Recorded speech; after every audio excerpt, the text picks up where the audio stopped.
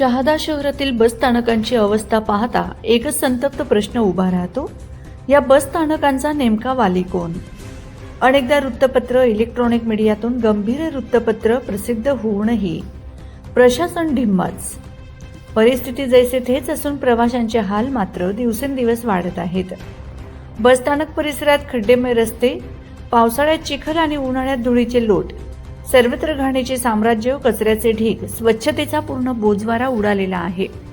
कडक उन्हात प्रवाशांसाठी पिण्याच्या पाण्याची साधी व्यवस्थाही नाही, ही बाब अत्यंत लाजिरवाणी आहे. सुरक्षेच्या नावाने फक्त बोंब. टवाळखोरांचा हैदोस सुरू असून महिलांमध्ये भीतीचं वातावरण आहे. सीसीटीव्ही कॅमेऱ्यांचा अभाव, सुरक्षा रक्षकांचा पत्ता नाही. मोटरसायकलधारक प्रवाशांसाठी पार्किंगची कोणतीही सोय नसल्याने वाहनांची अस्ताव्यस्त गर्दी, वादविवाद आणि अपघातांचा धोका वाढला आहे.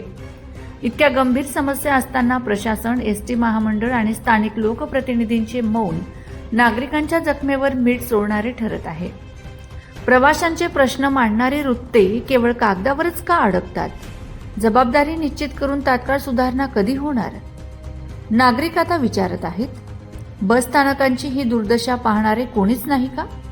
की एखादी दुर्घटना घडल्यावरच प्रशासन जागे होणार? सबस्क्राइब करा, बेल आयकॉनचे बटन दाबा, सोबत शेअर करायला विसरू नका.